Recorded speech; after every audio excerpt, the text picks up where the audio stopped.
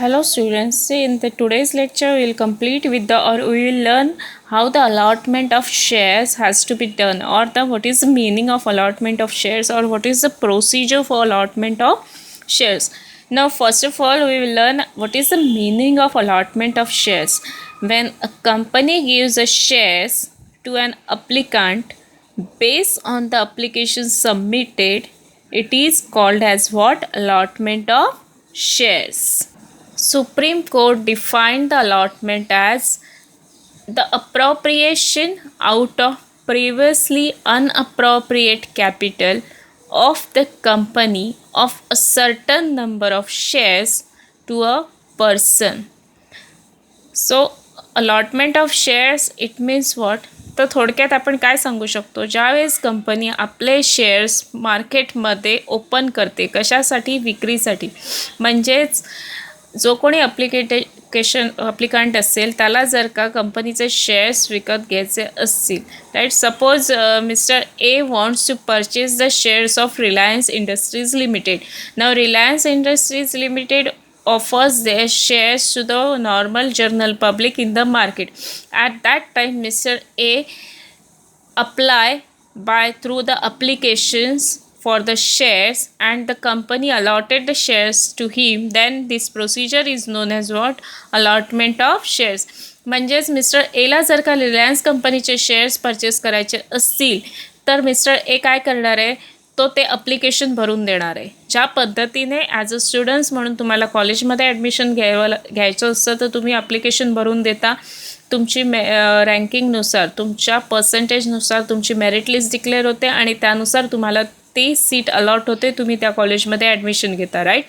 So same वे जर का mister एला रिलायन्स इंडस्ट्रीजचे शेअर परचेस करायचे असतील तर मिस्टर ए काय करतो? रिलायन्स इंडस्ट्रीजचे शेअर्सचं अप्लिकेशन फिलअप करतो की मला तुमच्या कंपनीचे एवढे एवढे शेअर्स खरेदी करायचे, एवढे एवढे शेअर्स हवे आहेत, बरोबर. आणि ते शेअर्स तो कंपनी सबमिट करतो. कंपनी प्रोसिजरनुसार सगळ्या स्टेप्स फॉलो करते, गव्हर्मेंट रूलनुसार, सेबीनुसार सांगितल्यानुसार, आणि त्यानंतर त्या मिस्टर एला कंपनीचे शेअर्स दिले जातात. So it is known as what? Allotment of shares. But the Supreme Court is defined very differently the allotment of shares.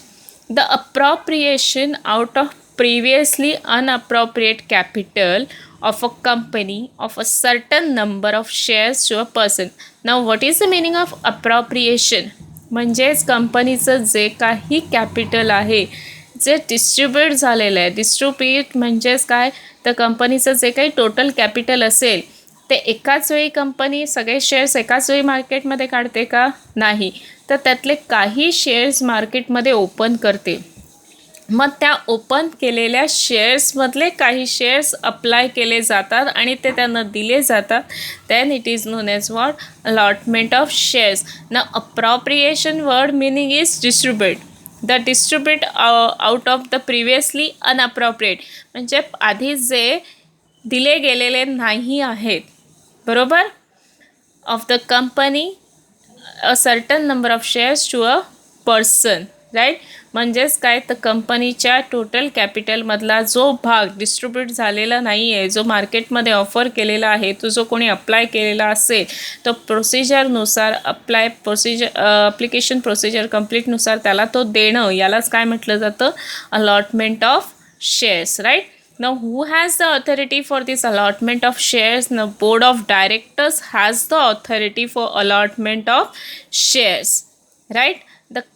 And for that what is the procedure? The company issues the prospectus and application form. Applicant, it means subscriber. Suppose if you want to purchase the shares of Reliance Industries Limited, you are applying to the company that yes, I am interested to purchase of your shares. So you are applicant, you are the subscriber. Fills the form and submit it with the application money to the company's bankers. म्हणजे कंपनीने सांगितलेल्या बँकेमध्ये ते application त्यासोबत सांगितलेले पैसे त्या बँकेमध्ये काय केले जातात? जमा केले जातात. नाव who has the authority? Board of Director. Board of Director approves that acceptance of such application in the board meeting, pass the resolution and allot the shares. Then this whole procedure is known as what? Allotment of shares, right? Now, as all public companies must have to issue shares to the open public, but under the Companies Act 2013, certain companies have to issue shares in the dematerialized. Dematerialized म्हणजे electronic फॉर्ममध्ये, जसं आपण online banking करतो, on paper पैसे, paper currency is not transferred but it is transfer through the electronic basis. आपण ज्या पद्धतीने NEFT करतो किंवा RTGS करतो, खऱ्या अर्थाने पैसे हातातनं कागदी पैसे जातात का? नाही. It is transfer to electronically. So the Company Act 2013 says that certain companies have to issue their shares in dematerialized form. It means in the electronic form. कोणत्या कंपन्या? A company who's making a public offer in excess of 10 crore. म्हणजे ज्या company आपले 10 करोडपेक्षा जास्त shares पब्लिकला offer करते, त्या कंपनीला ते कोणत्या फॉर्ममध्ये द्यावे लागतील? Dematerialize form. Then unlisted public companies for its new issue. Unlisted it means जी कोणत्याही शेअर मार्केटमध्ये ज्या कंपनीची नोंद झालेली नाही आहे, त्यांना जर का आपला नवीन शेअर्स जर का आणायचे असतील, then again they have to give in the dematerial form. Then such other class or classes of companies जे सेबीच्या जे कंपनीज ॲक्टनुसार प्रिस्क्राईब केलेले आहे, right. Now in the simple terms we can say that allotment of shares म्हणजेच अप्लिकंटने कंपनीचे शेअर्सला apply केलेलं आहे आणि प्रोसिजरनुसार कंपनीने रिसोल्युशन पास करून ते शेअर्सच्या ॲप्लिकेशनला देणं, यालाच म्हटलं जातं allotment of shares. See the students, for allotment of shares there are certain provisions, certain rules that to be followed by the company, and it is divided into the two parts. Which two parts? Statutory provision and journal principles. Now statutory provision, it means as per the law you have to follow, and journal, it means basic rules that should be followed while allotting the shares, right? Now public company has to follow the company's rules. It means prospectus and allotment security rules 2014 and SEBI Regulation Act 2018. Now first we will see the statutory provision. Statutory, it means as per the law. Now what is the first step? It says that the registration of prospectus. And what is the prospectus? As we are already studied in the 11th standard, prospectus we are knowing it is gives the detailed information about the company, their future projects, and on the last there is a application for the share for the applied the share of the company, right? And detail about the banks where the applicant has to submit the application money.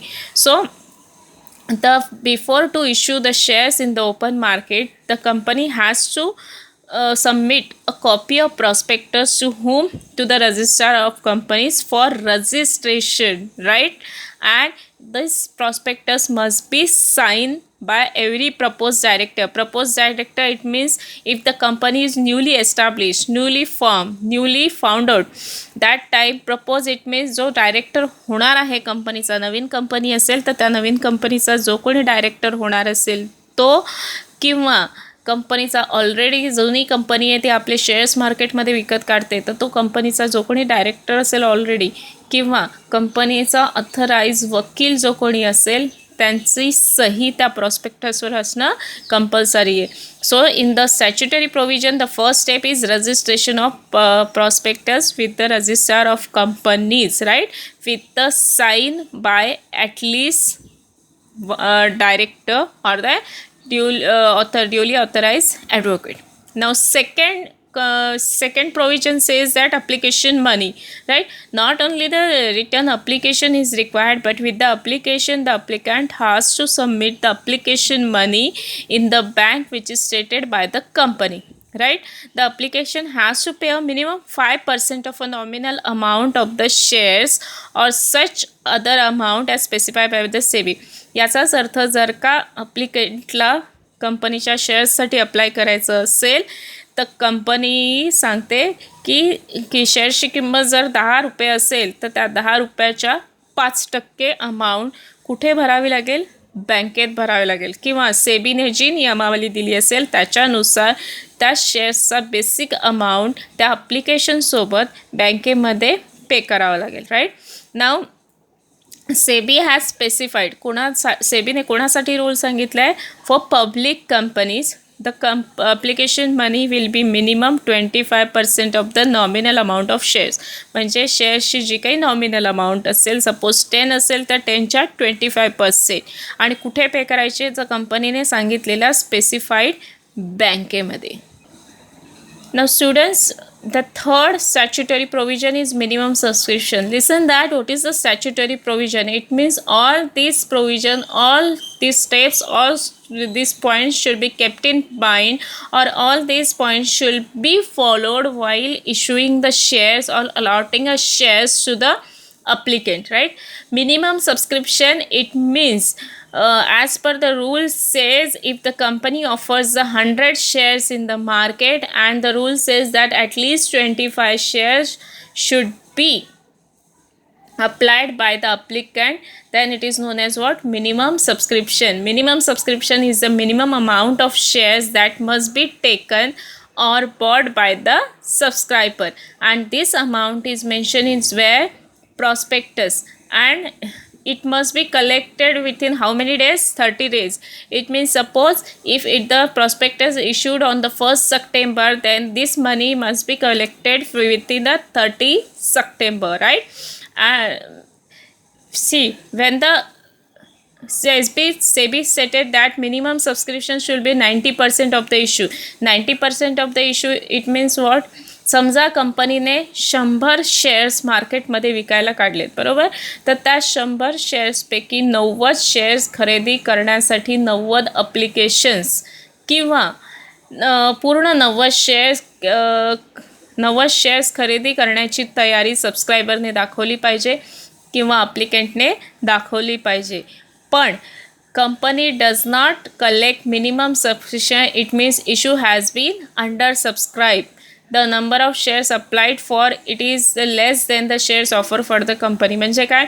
कंपनीने 100 shares विकायला काढले, पण कंपनीकडे फक्त 40 शेअर्ससाठीच application आलेत, म्हणजे मिनिममपेक्षाही कमी आले. समजा एखाद्या कॉलेजमध्ये जर का 11वीच्या 80 विद्यार्थ्यांची जागा असेल आणि त्या कॉलेजमध्ये ॲडमिशन घेण्यासाठी विद्यार्थ्यांनी फक्त 20च विद्यार्थ्यांनी ॲप्लिकेशन जमा केले असेल, तर त्याला काय होणार?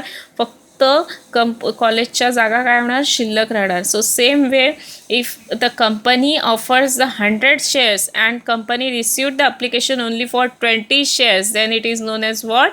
Under subscription. And if the minimum subscription is not collect, म्हणजे सेबीच्या नियमाप्रमाणे, कंपनी ॲक्ट नियमाप्रमाणे जर का मिनिमम सबस्क्रिप्शन ठराविक कालावधीकडनं ॲप्लिकेशन मनी सकट जर का कंपनीला मिळालं नाही, then the company has to return to the subscriber within 50 days. म्हणजे मिनिमम जर का नसेल तर 15 दिवसाच्या आत जे काही ऑफर असेल ते क्लोज व्हायच्या आत ते ॲप्लिकेशन मनी कोणाला परत करावे लागतील? ॲप्लिकंटला परत करावे लागतील. And to avoid this condition company appoints whom? Underwriters. Now who is the underwriters? Underwriters are this institution, or the we can say that they are giving the guarantee to the company that we are purchasing whatever is the shares are remaining after applying by the applicant. म्हणजेच हे कंपनीला कोणती guarantee देतात की जर का तुमचे shares minimum subscription झाले नाही, कोणी खरेदी केले नाही, त्याचे ॲप्लिकेशन तुम्हाला मिळालं नाही, तर आम्ही ते विकत घेऊ, आम्ही ते अप्लाय करू. Right. A company enters into an agreement with the underwriters by paying them a commission. मग कंपनी यांना का अपॉइंट करते? कारण त्यांचं मिनिमम सबस्क्रिप्शन झालं पाहिजे आणि त्या बदल्यात त्यांना काय मिळतं आहे? तर कमिशन. द अंडररायटर अश्युज the company to take up the unsold shares so that a company is able to raise its minimum subscription. So minimum subscription, it means the minimum amount of shares that must be taken or bought by the subscribers, right?